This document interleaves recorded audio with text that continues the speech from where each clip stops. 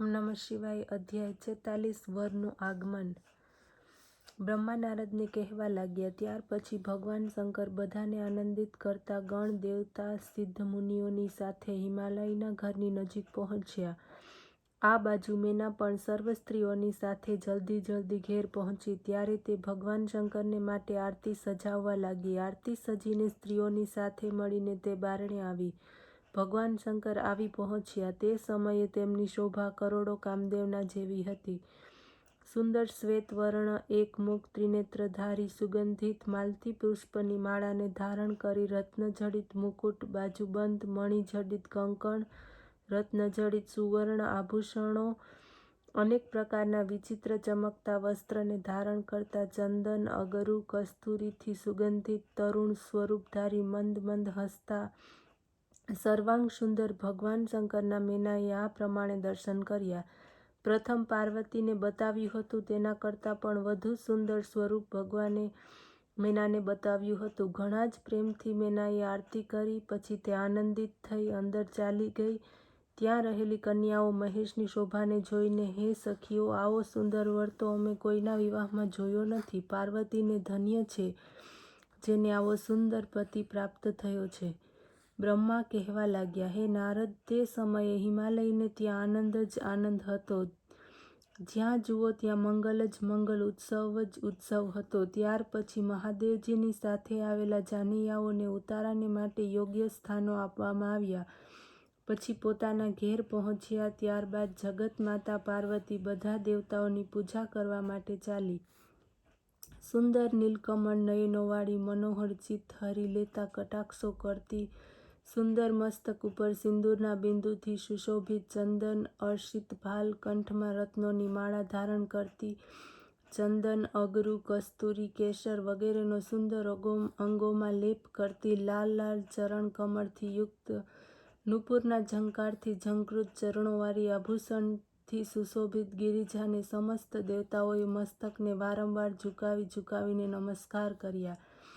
ભગવાન શંકરે પણ પોતાની દ્રષ્ટિ આ બાજુ ઘુમાવી અને પાર્વતીજીને જોઈ લીધા. તેમની પાર્વતી સાક્ષાત સતીના રૂપમાં દેખાયા. આ પ્રમાણે તેમને જોઈને સતીનું સ્મરણ થઈ આવ્યું. રોમાંચ થયા. આ પાર્વતીની કુળ દેવીનું પૂજન કરીને બ્રાહ્મણોની સ્ત્રીઓ સાથે ઘેર પાછી ફરી. અધ્યાય 47 શિવનો હિમાલયના ઘરમાં પ્રવેશ. બ્રહ્મા બોલવા લાગ્યા કે, હે નારદ, આ બાજુ હિમાલયે ભગવાન શંકરને વૈદિક વિધિપૂર્વક ઉપવીત સંસ્કાર કરાવ્યા. ત્યાર પછી પાર્વતીને વૈદિક અને લૌકિક રીતિથી સ્નાન કરાવ્યું, જેને ધારણ કરીને પાર્વતીની શોભા ખીલી ઉઠી. ત્યારે જ્યોતિષાચાર્ય ગર્ગાચાર્ય હિમાલયને કહેવા લાગ્યા, હે પર્વતરાજ, લગ્નનો સમય નજીકમાં જ છે. આપ ભગવાન શંકરને બોલાવો. હિમાલયે બ્રાહ્મણોને સદાશિવને બોલાવવા માટે મોકલ્યા. બ્રાહ્મણો લોકોએ જઈને ભગવાન શંકર તથા વિષ્ણુ, બ્રહ્મા વગેરે દેવતાઓને કહ્યું કે હવે કન્યાદાનનો સમય નજીકમાં જ છે. આપ કૃપા કરીને શીઘ્ર આવો. આ પ્રમાણે હિમાલયે કહેવડાવ્યું છે. આ સાંભળીને બધા દેવતાઓ પ્રસન્ન થયા. ત્યાર પછી શિવજીએ ઉતાવળે લોકરીત પ્રમાણે સ્નાન વગેરે પૂરું કર્યું. પછી સુંદર વસ્ત્ર આભૂષણો ધારણ કર્યા. તેઓ વૃષભ ઉપર સવાર થઈને હિમાલયને ઘરે આવ્યા.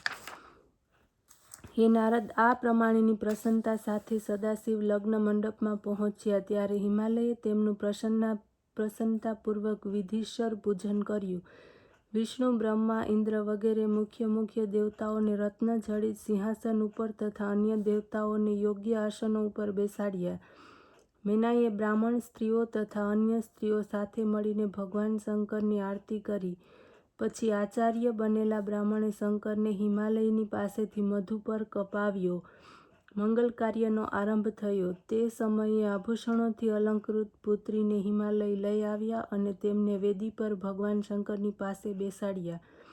પછી બૃહસ્પતિ વગેરે શુભ લગ્નનો અવસર જોઈને કન્યાદાનના પૂર્વના અંગરૂપ કાર્ય કરવા લાગ્યા. ગર્ગાચાર્ય પુણ્ય અવાચન પ્રયોગ ભણી રહ્યા હતા ત્યારે પાર્વતી ભગવાન શંકર ઉપર અક્ષત વધાવતી હતી. તે પછી ગર્ગ દ્વારા પૂજિત શિવ પાર્વતી એકબીજાનું મુખ જોઈને પ્રસન્ન થયા. અધ્યાય 48 હિમાલય દ્વારા શિવને કન્યાદાન.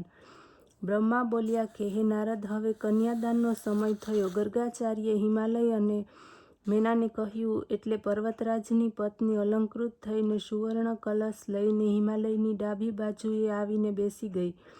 ત્યારે હિમાલયે શિવને વસ્ત્રાભૂષણ આપીને પૂજન કરીને બ્રાહ્મણોને કહ્યું, હે બ્રાહ્મણ દેવતાઓ, સમય થઈ ગયો છે, હવે સંકલ્પ કરો. આટલું સાંભળીને બ્રાહ્મણો સંકલ્પ ઉચ્ચારવા લાગ્યા. હિમાલયે સદાશિવને કહ્યું, હે શંભુ, આપ આપનું ગોત્ર, પ્રવર, કુળ, નામ, વેદ, શાખા વગેરે બધું જ બ્રાહ્મણોને કહી દો, જેને કારણે તેઓ સંકલ્પ સારી રીતે બોલી શકે. આ સાંભળીને મહાદેવજી તો વિચારમાં પડી ગયા. શ્રી મહાદેવજીને ચૂપ જોઈને ઋષિઓ હસવા લાગ્યા. ત્યારે હે નારદ, તમે ભગવાન શંકરની પ્રેરણાથી વીણા વગાડવા લાગ્યા. ત્યારે હે નારદ, તમે હિમાલયને કહ્યું, હે હિમાલય, આપ શા માટે મૂઢતા કરી રહ્યા છો? ભગવાન શંકરના ગોત્ર વગેરે પૂછો છો, તેમાં તેમનું અપમાન છે. તેમનું ગોળ કુળ તો બ્રહ્મા, વિષ્ણુ વગેરે દેવતા પણ જાણતા નથી, તો બીજા કોઈ શું જાણે? તે પોતાની ઈચ્છાથી અનેક લીલાઓ કરવાને માટે અવતાર ધારણ કરે છે. તેમનું ગોત્ર કુળ શું હોય? હિમાલય, હવે તો જેવા હોય તેવા કુલીન કે અકુલીન તે તમારી દીકરી પાર્વતીના પતિ છે. જ્યારે ભગવાન શંકર પોતાનું લિંગ રૂપ બનાવ્યું હતું ત્યારે તેમના મસ્તકને કોઈ દેખી શકતું નથી. બ્રહ્માજી તેનો આદિ દેખવાને માટે નીચે તરફ તથા વિષ્ણુ તેમનો અંત દેખવાને માટે ઊંચે તરફ ચાલ્યા, પરંતુ ઘણી શોધખોળ કરવા છતાં તેમનો આદિ અંત તેઓ જાણી ન શક્યા. તેથી તેમનું માત્ર કુળ તો નાદ જ છે. શિવ સ્વયં નાદમય છે અને નાદ સ્વયં શિવ છે. આ બંનેમાં કંઈ ભેદ નથી. હે નારદ, તમારી પાસેથી આટલું સાંભળીને હિમાલય આશ્ચર્યમાં પડી ગયા. આ બાજુ દેવતા અને ઋષિ આશ્ચર્યમાં પડીને જય જયકાર કરવા લાગ્યા. ત્યારે મેરુ વગેરે પર્વતોએ કહ્યું, હે હિમાલય, કેમ વિલંબ કરી રહ્યા છો? કન્યાદાન કેમ કરતા નથી? શું વિચારો છો? ત્યારે પર્વતોની વાત સાંભળીને હિમાલય વિધિપૂર્વક કન્યાદાન કર્યું. પ્રતિજ્ઞા સંકલ્પ કરતા હિમાલયે કહ્યું, હે શકલના ઈશ્વર સદાશિવ, આપને હું મારી કન્યાનું દાન કરું છું. તમે ધર્મપત્નીના રૂપમાં સ્વીકાર કરો. આ પ્રમાણે કહીને સજલ કન્યાનો હાથ સદાશિવના હાથમાં અર્પિત કર્યો. ત્યારે સદાશિવ પણ વેદ વચન પ્રમાણે મંત્ર બોલતા પાર્વતીનો હાથ લઈને પૃથ્વીનો સ્પર્શ કરતા લૌકિક રીતે પ્રમાણે કોડ દાત આ મંત્રને પ્રસન્નતાપૂર્વક બોલવા લાગ્યા. ત્યારે ચારે બાજુ જય જયકારનો ધ્વનિ ગાજવા લાગ્યો. ગાંધર્વો ગાવા લાગ્યા. અપ્સરાઓ નૃત્ય કરવા લાગી. બ્રહ્મા, વિષ્ણુ, ઇન્દ્રાદિ દેવતાઓ પ્રસન્ન થયા. ત્યાર પછી હિમાલય ભગવાન શિવને અનેક વસ્તુઓ આપી. રત્નજડિત સુવર્ણના આભૂષણો તથા પાત્રથી યુક્ત દૂધ આપનારી ઘણી સુંદર જુવાન 1,00,000 ગાયો તેમજ સુંદર 100 ઘોડા, રૂપવતી શણગાર સજેલી યુવાન 1,00,000 દાસીઓ, 1 કરોડ હાથી, ઝવેરાતથી યુક્ત 1 કરોડ રથો, આ બધું આપ્યું. તેના પછી માંદ્યદિની શાખોક્ત દહેજમાં સ્ત્રોત્ર દ્વારા હાથ જોડીને શિવની સ્તુતિ કરી. ત્યારે મુનિઓ ભગવાન શંકર તથા પાર્વતીજીનું મસ્તક ઉપર અભિષેક કરવા લાગ્યા. અધ્યાય 49 બ્રહ્માનો મોહ. બ્રહ્મા બોલ્યા કે હે નારદ, તેના પછી મારી આજ્ઞા પ્રાપ્ત કરીને બ્રાહ્મણોએ અગ્નિ સ્થાપન કરાવ્યું ને પછી ઋગ્વેદ, યજુર્વેદ, સામવેદના મંત્રો દ્વારા સદાશિવ હવન કરાવવા લાગ્યા. તે સમયે પાર્વતીના ભાઈ મેનાર્કે આવીને લાજાની અંજલિ આપી. પછી અગ્નિની આજુબાજુ મંગળ ફેરા થયા. હે નારદ, તે સમયે હું પણ શિવની માયાથી મોહિત થઈને પાર્વતીના ચરણને જોતા જ કામપીડિત થયો, જેનાથી હું અત્યંત લજ્જિત થયો. મારા આ કાર્યને શંકરે જોયું ત્યારે તેઓ ગુસ્સે ભરાયા અને તેમણે મને મારી નાખવાની ઈચ્છા કરી. હું ભયનો માર્યો થરથર કાંપવા લાગ્યો. ઉપસ્થિત દેવતાઓ પણ ભયભીત થઈ ગયા. હાથ જોડીને કહેવા લાગ્યા કે હે ભગવાન સદાશિવ, ક્ષમા કરો. આપ સત, ચિત અને આનંદ સ્વરૂપ છો. પ્રસન્ન થાવો. મુક્તિ મેળવવાની ઈચ્છાથી મુનિજનો આપના ચરણ કમળનો આશ્રય કરે છે. આપ મન વાણીથી પર છો. હે પરમેશ્વર, આપના તત્વને કોઈ જાણી શક્યા છે? ત્યારે આ પ્રમાણેની દેવતાઓની સ્તુતિને સાંભળીને મને ક્ષમા આપી નિર્ભય કરી દીધો. અધ્યાય 50 શિવજીનો પરિહાસ. બ્રહ્મા બોલ્યા, હે નારદ, તે પછી મુનિઓ શિવજીની આજ્ઞાથી વિવાહનું બાકીનું કાર્ય કરવા લાગ્યા. શિવ પાર્વતીના મસ્તક ઉપર અભિષેક, ધ્રુવ દર્શન, હૃદય સ્પર્શ, સ્વસ્તિ વાંચન, શિવ દ્વારા પાર્વતીના સેંથામાં સિંદૂર ભરવું, શિવ પાર્વતીને એક જગ્યાએ બેસાડીને સ્વસ્તિ વાંચન કરાવ્યું, પૂર્ણ પાત્ર તથા ગૌદાન, આશ્ચર્ય પૂજન, 100 બ્રાહ્મણને સુવર્ણદાન વગેરે કરાવ્યું. આ સમયે અનેક પ્રકારના વાજાના મંગલ ધ્વનિ થવા લાગ્યા. ત્યારે બંને નગરની સ્ત્રીઓ પરમ ગૃહ્યતાના સ્થાન તરફ ગયા. તે સ્ત્રીઓ પરમ આદરથી લૌકિક આચાર કરવા લાગી. સર્વ તરફથી આનંદોત્પાદક મહોત્સવ થઈ રહ્યો છે. પછી તે શિવા તથા શિવને લઈ મહાદિવ્ય વાસાલયમાં ગયા. ત્યાં જઈને સ્ત્રીઓ લૌકિક આચારને કરવા લાગી. ત્યાર પછી તેમને પોતાના ઘરે લઈ આવ્યા. ત્યાં લોક મર્યાદા પ્રમાણે દોરા છોડવા વગેરે લૌકિક વિધિઓ કરાવવામાં આવી.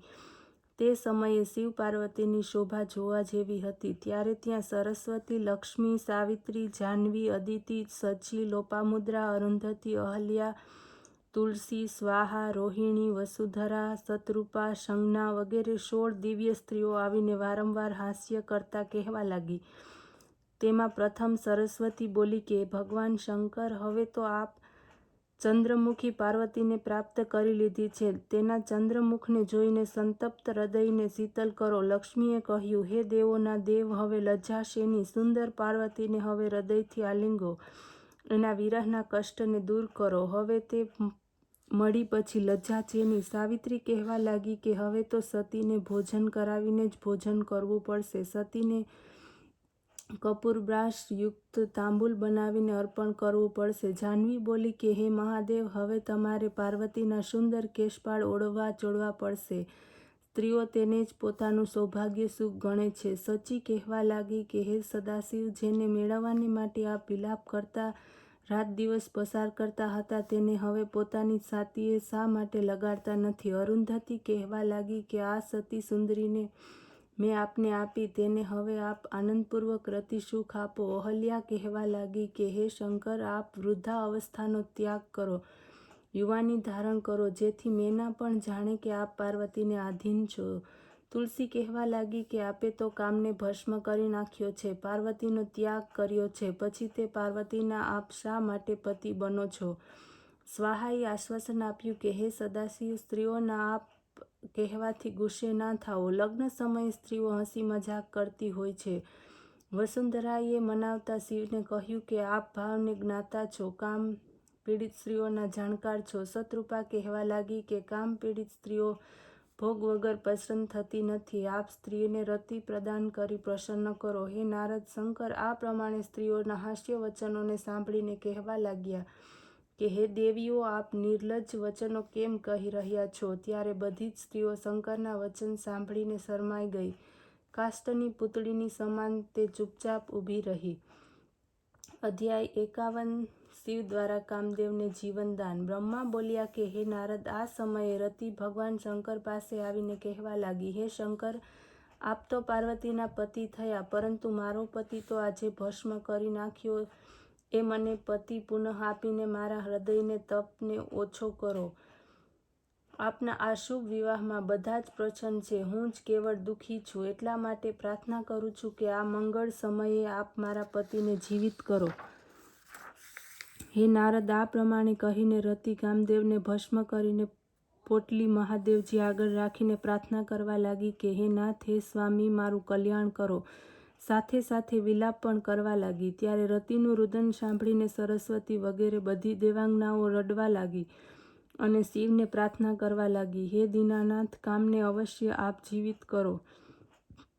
ત્યારે જ આપને રતિ વિહારનું સુખ મળશે. આટલું સાંભળીને ભગવાન શંકરે કૃપા દ્રષ્ટિ કરી ભસ્મની પોટલી તરફ જોયું. તે જ સમયે કામદેવ જીવિત થઈને બહાર નીકળ્યો. આ જોઈને રતિ પરમ આનંદની પ્રાપ્તિ થઈ. કામદેવે સદાશિવને પ્રણામ કર્યા. પ્રસન્ન થઈને ભગવાન શંકર બોલ્યા, હું તમારા બંને ઉપર પ્રસન્ન છું. આટલું સાંભળીને કામદેવ બોલ્યા કે હે ભગવાન, જો આપ મારા પર પ્રસન્ન હો તો પહેલાં અમારા અપરાધને ક્ષમા કરો. આપના ભક્તો તરફ મને પ્રેમ હો અને આપના ચરણોમાં મારી ભક્તિ હો. બસ આટલું જ મારે જોઈએ છે. કામદેવના વચન સાંભળીને સદાશિવે કહ્યું, હે કામદેવ, હું તમારા ઉપર પ્રસન્ન છું. તમે નિર્ભય થઈને વિચરણ કરો અને આ સમયે શ્રી વિષ્ણુની પાસે બહાર જઈને બેસો. હે નારદ, આ સાંભળીને જ્યારે બહાર આવ્યા ત્યારે દેવતાઓ એને જોઈને પ્રસન્નતાપૂર્વક કહેવા લાગ્યા, હે કામદેવ, તમે ધન્ય છો. સદાશિવે પ્રસન્ન થઈને તમને જીવિત કર્યા છે. આ પ્રમાણે કામદેવનું સન્માન કરીને વિષ્ણુ વગેરે પોતપોતાના સ્થાને બેસી ગયા. ત્યાર પછી ભગવાન શંકર પાર્વતીજીની સાથે બેસીને મિષ્ટાન ભોજન કર્યું. ત્યારે મેના અને હિમાલયથી આજ્ઞાને પ્રાપ્ત કરીને સદાશિવ ત્યાંથી જાનીવાસે ગયા તથા બ્રહ્મા, વિષ્ણુ અને ઋષિમુનિઓને પ્રણામ કર્યા. ઓમ નમઃ શિવાય.